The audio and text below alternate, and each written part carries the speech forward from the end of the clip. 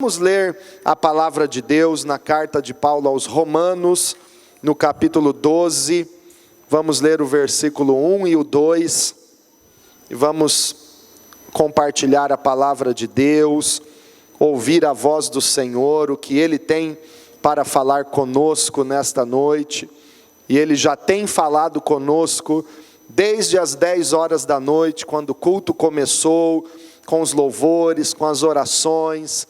Deus fala com aquele que quer ouvi-lo falar. Se nós dermos ouvidos e escutarmos a voz de Deus, Ele vai falar conosco. Ele tem falado e Ele vai falar. Mas nós precisamos abrir o coração e dar ouvidos.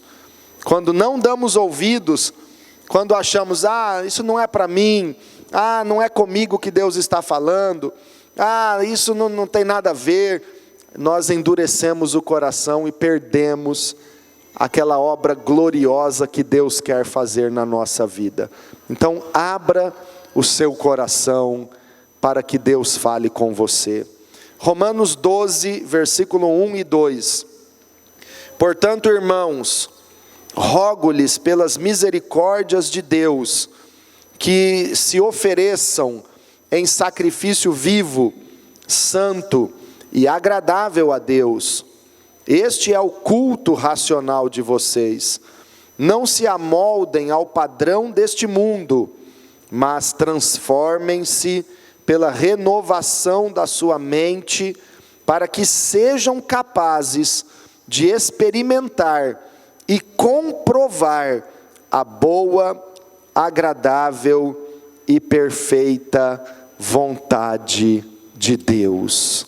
Senhor meu Deus, nós nos colocamos humildemente na Tua mão, na Tua dependência, diante da Tua face, e pedimos a graça, a misericórdia do Senhor sobre nós nesta noite, ó Pai.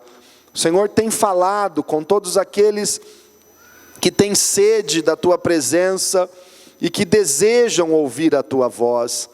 E neste momento, ó Pai, continue falando conosco.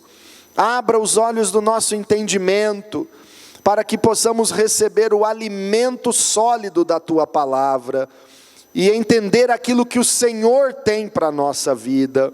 Fale, Pai, ao coração, à mente, ao espírito de cada um de nós, e que possamos ser transformados e renovados pela palavra do Senhor. Renova a nossa mente, ó Pai, renova o nosso entendimento, para que possamos experimentar a Tua vontade. É o que nós te pedimos em nome de Jesus. Alcance toda a Tua igreja. Se há alguém enfermo, se há alguém doente, cura-os pelo poder do Teu nome agora, Jesus. Opere na vida de cada um dos Teus filhos nesta noite, e em todo o projeto de vida que vamos começar amanhã. Cumpre a Tua vontade na vida de cada um de nós, Pai. Também sobre aqueles que não puderam estar aqui, mas têm os seus nomes neste livro de intercessão, nós os apresentamos ao Senhor. Rogamos que o Senhor alcance agora, Pai, aqueles que estão longe, aqueles que estão num leito de enfermidade ou de dor. Tenha misericórdia deles, Pai, e com o poder sobrenatural do Senhor, opere maravilhas nestas vidas, para a glória do Senhor. Amém, Jesus. Graças a Deus. Glória a Deus. Estes versículos tão conhecidos da Bíblia e tão significativos, portanto, irmãos, rogo-lhes pelas misericórdias de Deus, que se ofereçam em sacrifício vivo, santo e agradável a Deus. Este é o culto racional de vocês. E em seguida Paulo diz: não se amoldem ao padrão deste mundo, mas transformem-se pela renovação da sua mente, para que sejam capazes de experimentar e comprovar a boa, agradável e perfeita vontade de Deus. Esta palavra é muito importante para cada um de nós. E o apóstolo Paulo, inspirado pelo Espírito Santo, falando com a igreja, rogando aos irmãos, aqueles que professam a fé em Cristo Jesus, ele diz assim: irmãos, eu rogo-lhes pelas misericórdias de Deus que façam isto. É como se ele tentasse abrir a cabeça dos irmãos e fazer esta verdade entrar na cabeça das pessoas. É como se ele estivesse conversando com alguém, olhando no olho da pessoa, dizendo assim: pelo amor de Deus, entenda isso, faça isso. Sabe quando você vê alguém que você ama, um filho, um amigo, alguém que você não quer ver sofrendo, e você sabe que a pessoa está entrando numa enrascada, está entrando numa situação que vai destruir, que vai acabar com a vida da pessoa, e você quer dizer assim: olha, pelo amor de Deus, não faça isso, pelas misericórdias de Deus, não tome essa decisão. Paulo começa este texto mais ou menos assim: irmãos, eu rogo-vos pelas misericórdias de Deus, que vocês entendam este princípio, que vocês se ofereçam, que vocês se entreguem a Deus como um sacrifício vivo, santo e agradável ao Senhor. A primeira coisa que Deus quer que nós entendamos ao ler esta palavra é que culto não é para nós, igreja não é para o nosso bem-estar, ser cristão não é para sermos sempre abençoados e usarmos Deus em nosso próprio benefício, não. Tudo é para o Senhor, o culto é para Deus, a igreja é para glorificar e servir ao Senhor. Cultuamos a Deus não para buscar benefícios para nós, mas para fazermos a vontade do Senhor, e é isso que o Espírito Santo está nos dizendo: ofereçam-se em sacrifício vivo, santo e agradável a Deus. Este é o culto racional de vocês. Se entreguem. Deus está dizendo assim: faça tudo por Deus, entregue-se como um sacrifício no altar de Deus, um sacrifício vivo, um sacrifício santo e um sacrifício agradável ao Senhor, para que Ele se agrade de você e receba o seu culto, a sua entrega, que você seja aceito diante do Senhor. Não se amoldem, não tomem a forma, não se conforme com este mundo, diz o versículo 2. Não seja igual o mundo é, não ande como as pessoas do mundo acham que é normal, não façam o que o mundo faz. Não se amoldem ao padrão deste mundo, mas transformem-se pela renovação da sua mente. 2016 precisa ser um ano de transformação, primeiro dentro de nós. Muitas vezes nós queremos que Deus transforme cada área da nossa vida, aquilo que nós não estamos gostando. Mas primeiro Deus diz assim: transforme a si mesmo, transforme a sua própria vida. Transforme-se pela renovação do seu entendimento, da sua mente. Mude o seu modo de pensar, pare de pensar como o mundo pensa, pare de falar como o mundo fala, pare de agir como as pessoas do mundo agem. Transforme-se num cristão. Irmãos, como é que o mundo age na área de relacionamentos? Deu, levou. Me ofendeu, eu já respondi e devolvi na mesma moeda. Eu me vinguei. É assim que o mundo age. Como é que Jesus mandou agir? Se alguém te bater, te ferir numa face, ofereça outra. Se alguém tirar a tua capa, dê a ele também a túnica. Se alguém te obrigar a caminhar 1 milha, vá com ele 2. Jesus mandou agir diferente. Não, essa pessoa é muito má, essa pessoa já me ofendeu, eu não perdoo. Jesus ensinou: se alguém te ofender, se alguém te maltratar, te magoar, perdoe. Até quantas vezes, Senhor? Até 70 vezes 7, se for necessário. Então não pense e não haja como o mundo age. Na questão do dinheiro, na fidelidade a Deus, eu tenho que juntar, se eu der algo para Deus vai me fazer falta. Mas Deus ensina que é dando que se recebe, que é plantando que você vai colher. Eu tenho tanto compromisso, eu tenho que cuidar dos meus negócios, eu tenho que cuidar de tudo que é meu, senão quem vai pôr comida na minha mesa? Quem põe comida na sua mesa é o Deus de misericórdia, que sustenta até as aves dos céus, sustenta cada animal, é Ele quem te dá o pão de cada dia que você tem comido. E quando você age de acordo com a palavra e cuida primeiro das coisas do Senhor, Ele abre as portas, Ele cuida dos teus negócios, e os teus negócios se tornam muito melhores do que você poderia cuidar sozinho, porque Deus cuida. Então é necessário, irmãos, uma mudança na nossa mente, uma mudança de pensamento.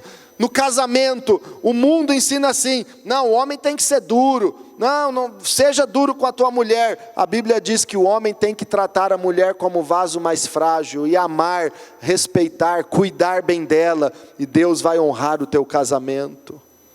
A mulher tem que ser submissa, tem que ser respeitosa com o marido, estar ao lado dele como uma auxiliadora idônea, como diz a palavra. Deus vai honrar e vai abençoar o teu casamento. Então não pense como o mundo pensa. Sexo fora do casamento, o mundo acha normal, os jovens acham que é careta, que é ignorante, aquele que se mantém virgem para o casamento. O jovem do mundo acha isso estranho, mas a Bíblia diz que aquele que age assim, Deus vai honrar, Deus vai abençoar, é fiel a Deus e Deus recompensa. Então, irmãos, nós precisamos mudar a nossa maneira de pensar e colocar a nossa vida de acordo com a vontade de Deus. Quando estamos no momento da virada do ano, num dia como hoje, e amanhã, quando vamos começar o projeto de vida, nós pensamos muito na nossa vontade, nos nossos sonhos. Mas Deus tem me falado que nós devemos alinhar a nossa vontade com a vontade de Deus. E a Bíblia diz aqui que quando nós somos renovados, quando nós somos transformados, renovando a nossa mente, os nossos pensamentos, só assim nós seremos capazes de experimentar e comprovar a boa, agradável e perfeita vontade de Deus. Uma coisa, irmãos, que nós precisamos entender é que a nossa vontade, por mais que nós achamos que ela seja a melhor coisa que possa acontecer, a nossa vontade, ela é egoísta, ela é imperfeita, ela é uma vontade muitas vezes pequena, mesquinha, enganosa, teimosa e cega. Quantas vezes nós lemos na Bíblia o Senhor dizer que o nosso coração é enganoso? Então cuidado com o que o teu coração deseja. Quantas vezes nós lemos na Bíblia que nós pedimos mal e pedimos errado e por isso não recebemos? Pedimos para gastar nos nossos prazeres errados. Quantas vezes nós lemos isso? Então cuidado com a tua própria vontade, porque muitas vezes a tua vontade está desalinhada com a vontade de Deus. E como é a vontade de Deus? Nós acabamos de ler, ela é boa, agradável e perfeita. Diga comigo: a vontade de Deus é boa, agradável e perfeita. Então quando nós entendemos qual é a vontade de Deus para nós, e alinhamos a nossa vontade com a vontade do Senhor, nós começamos a experimentar esta vontade boa, agradável e perfeita. E a Bíblia diz aqui que nós nos tornaremos capazes de experimentar e comprovar na nossa própria vida esta vontade boa, agradável e perfeita do Senhor. É isso que nós precisamos compreender, buscar essa vontade, experimentar a vontade de Deus.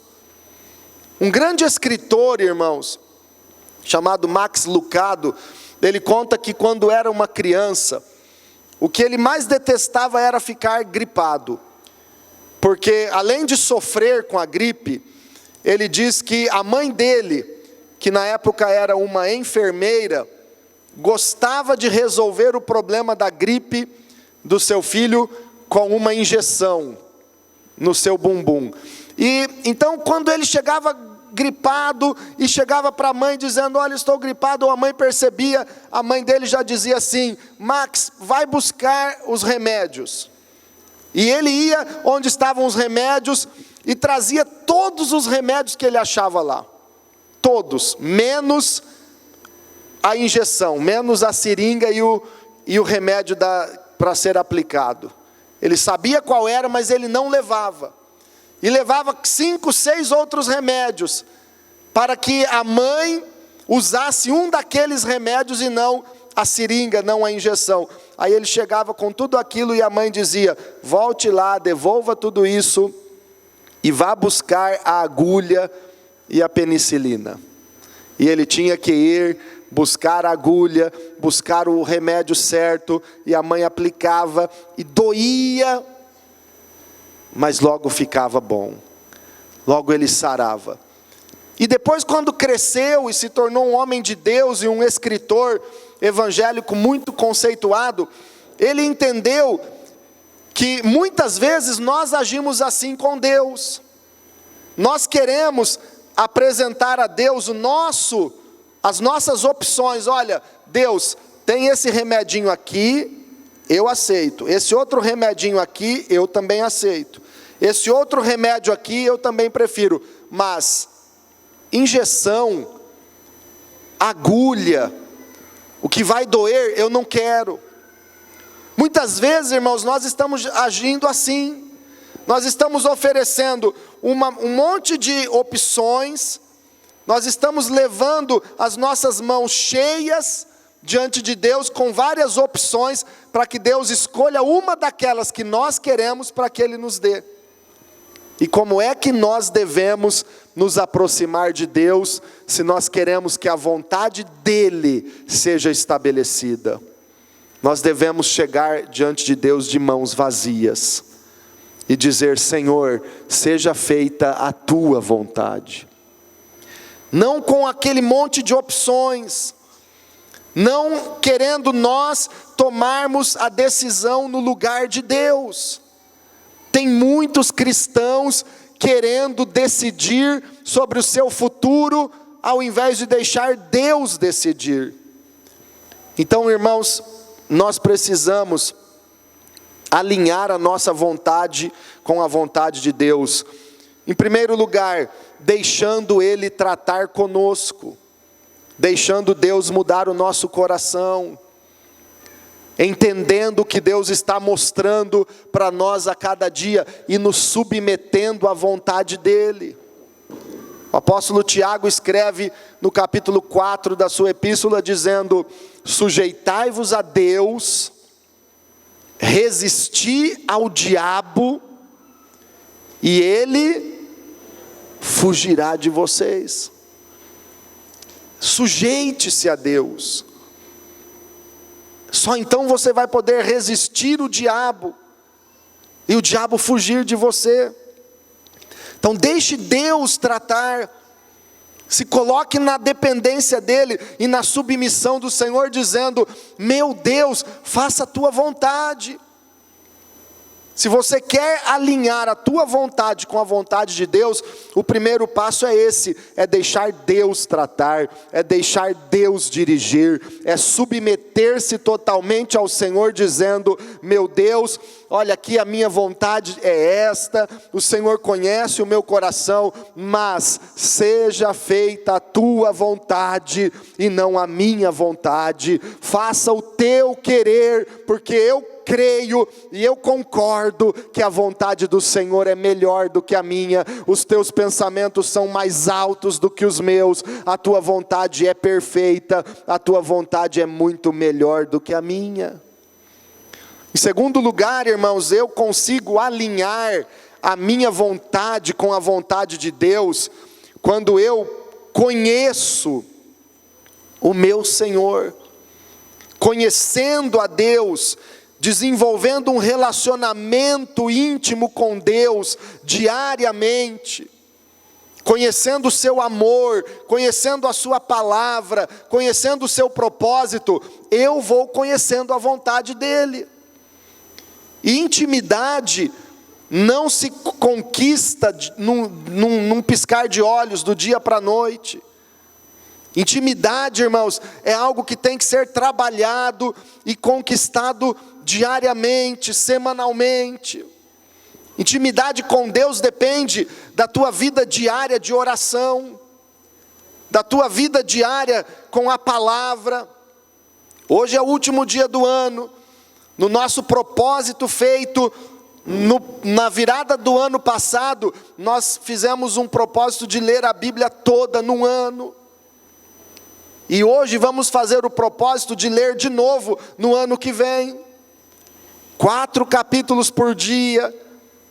Vai desenvolvendo intimidade com o Deus desta palavra. Vamos orando, vamos buscando ao Senhor, desenvolvendo um relacionamento com Ele, entendendo que Ele nos ama, que Ele tem o melhor para nós, compreendendo a vontade dEle, percebendo que a vontade dEle é muito melhor do que a nossa. Muitas vezes pode ser algo que dói por um determinado momento, mas aquela dor é para nos curar, como aquela injeção que aquela criança não gostava de tomar, doía na hora, mas trazia um resultado rápido e uma cura que aquela criança precisava. Então desenvolva um relacionamento com Deus. Intimidade com Deus é tudo. Só assim você vai poder conhecer a vontade de Deus e alinhar a tua vontade com a dele. E em terceiro lugar, nós podemos alinhar a nossa vontade com a vontade do Senhor, esperando nele, esperando no Senhor pela fé, acreditando sempre, confiando, sabendo que tudo tem um tempo determinado por Deus. Deus tem a hora certa para cumprir cada propósito na nossa vida. Um exemplo glorioso nas Escrituras foi o de Abraão. Deus tinha uma promessa, Deus fez uma promessa gloriosa para Abraão, e ele estava no centro da vontade de Deus. O Senhor havia escolhido Abraão para um grande propósito, mas Abraão ficou esperando no Senhor 25 anos. Quem aqui seria capaz de esperar no Senhor sem desanimar, sem se desviar, sem deixar de crer que um dia ia se cumprir a promessa de Deus na sua vida por 25 anos? A maioria de nós aqui nem tem isso ainda de tempo de fé. Quem é convertido há mais de 25 anos, levante a mão. Quem já está com Cristo há mais de 25 anos, levanta bem alto a mão, que nós queremos glorificar a Deus por vocês que são vencedores, que são pessoas perseverantes na fé. Vamos aplaudir o Senhor por estas vidas. Olha que bênção. 25 anos. 25 anos esperando em Deus, E a Bíblia diz em Romanos capítulo 4 que a espera de Abraão foi uma espera de fé. E ele era fortalecido na fé, dando glória a Deus. Ele ia dando glória a Deus, ele ia esperando no Senhor, até que 25 anos depois de Deus ter dado uma promessa para Abraão, Deus cumpriu aquela promessa de fazer dele pai de uma criança com a sua esposa Sara. Abraão tinha 100 anos de idade, Sara tinha 90 anos, mas Deus cumpriu a promessa.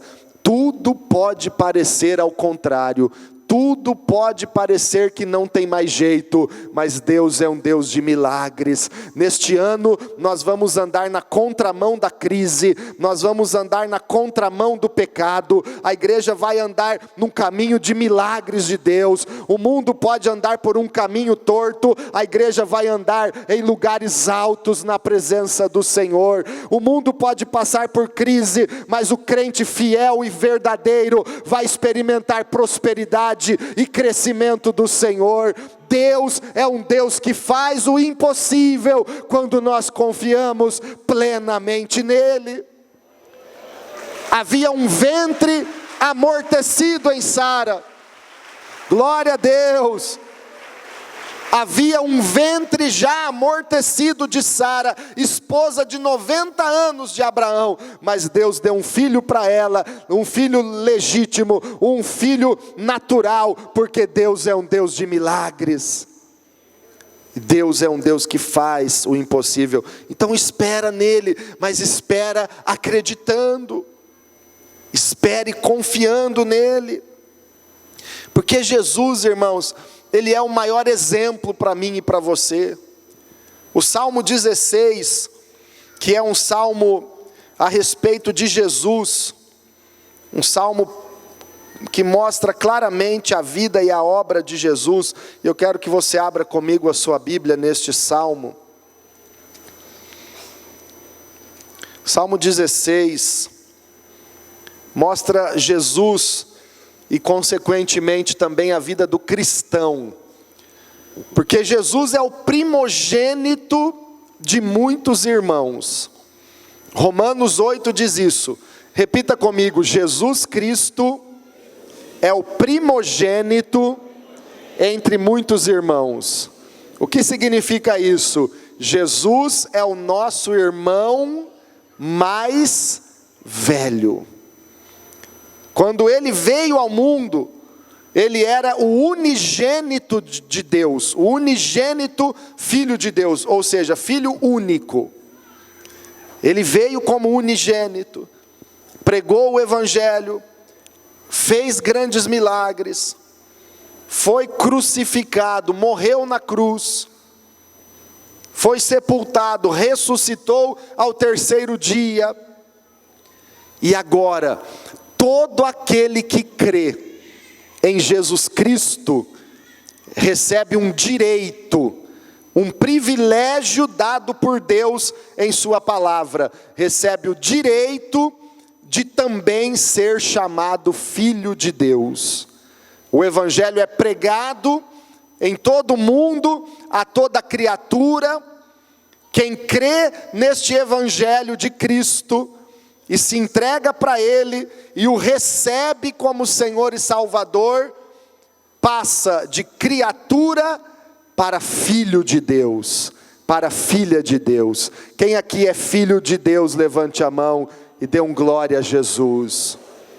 Mudamos de vida, deixamos de ser apenas criaturas do Senhor e nos tornamos filhos de Deus. E então, por causa disto, Jesus deixou de ser o unigênito do Pai para se tornar, como diz a Bíblia em Romanos, o primogênito de muitos irmãos. Ou seja, o Pai deu o seu Filho unigênito, e quando Ele deu, Jesus se entregou, e agora o Pai recebeu Jesus de volta à sua direita, Ele venceu a morte, Ele cumpriu a sua missão, e Ele levou muitos outros filhos e filhas para Deus. Eu e você nos tornamos filhos de Deus, e Jesus é o nosso irmão mais velho.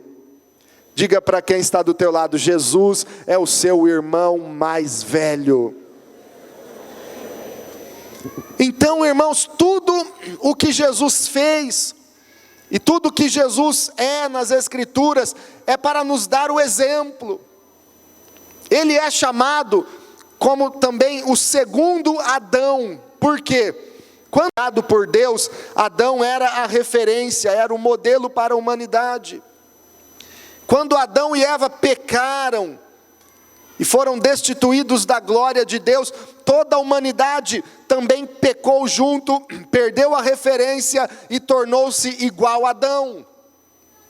Mas a Bíblia diz que Deus enviou o seu Filho, Jesus, e Ele é chamado também de o segundo Adão, porque Ele veio para trazer um outro modelo, um modelo de santidade. Ele veio para trazer uma outra referência para a humanidade, a referência de poder, a referência de vida segundo a vontade do Pai, uma referência santa, poderosa, uma referência espiritual e não carnal. E agora, todos nós que estamos em Cristo, que servimos Jesus, não nos espelhamos mais no primeiro Adão lá do Jardim do Éden, mas nós olhamos e nos espelhamos no segundo Adão, que é Jesus Cristo, o Salvador, aquele que é santo, aquele que não tem pecado, aquele que viveu em vitória contra o pecado e viveu trazendo o poder de Deus, os céus para a terra. Nós agora somos semelhantes a Jesus. Se nós somos irmãos de Jesus, nós andamos como Ele anda. É por isso que a Bíblia diz que como Ele é, nós somos semelhantes a Cristo.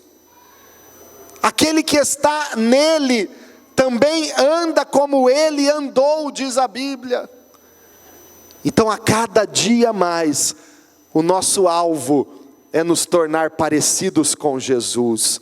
E esse Salmo 16 que eu quero ler com você, o versículo 5 e 6, nos mostra como Jesus anda, como Jesus andava e como nós devemos andar. Salmo 16, versículo 5: Senhor, Tu és a minha porção e o meu cálice. Irmãos aí na porta, se estão conversando, por favor, não conversem, porque dá para ouvir até daqui. Irmãos, Salmo 16, versículo 5: Senhor, Tu és a minha porção e o meu cálice, és Tu que garantes o meu futuro. As divisas caíram para mim em lugares agradáveis. Tenho uma bela herança. O nosso projeto de vida deste ano tem como versículo tema o versículo 5 que nós acabamos de ler. Olha que palavra de Deus para mim e para você. A vida de Jesus se espelhava nisto. E quando nós alinhamos a nossa vontade com a vontade de Deus, nós vivemos assim. O verso 5 diz: Senhor, Tu és a minha porção e o meu cálice. Isso é um reconhecimento de que Deus é tudo para você. Senhor, o que eu preciso mais na minha vida, sendo que eu tenho o Senhor? Tu és a minha porção, Tu és o meu cálice. Alguém diz isso, irmãos, quando está plenamente satisfeito no Senhor, plenamente feliz e confiando em Deus. Só pode dizer isso aquele que ama o Senhor e diz: Senhor, Tu és tudo na minha vida, Eu te agradeço porque tudo que sou, tudo que tenho, tudo que preciso é o Senhor, e está no Senhor, e Tu és o mais importante da minha vida. É honrar e valorizar Deus acima de tudo.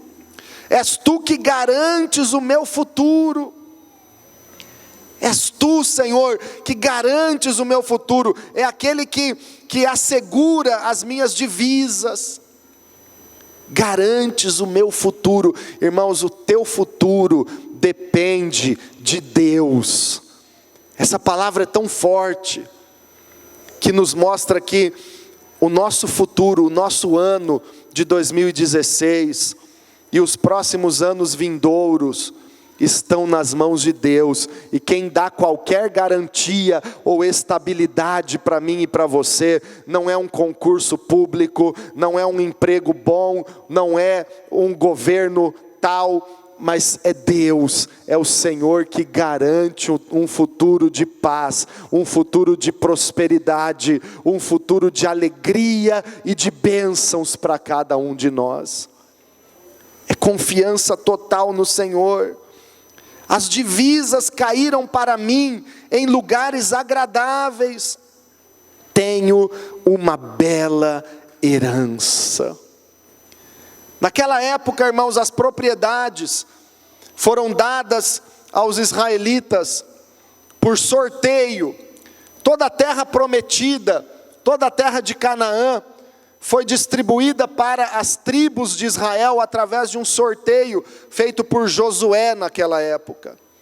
Então ele sorteou onde seria a herança da tribo de Judá, onde seria a propriedade da tribo de Zebulon, da tribo de Dan, da tribo de Benjamim. Cada uma das 12 tribos de Israel recebeu a sua propriedade por sorteio.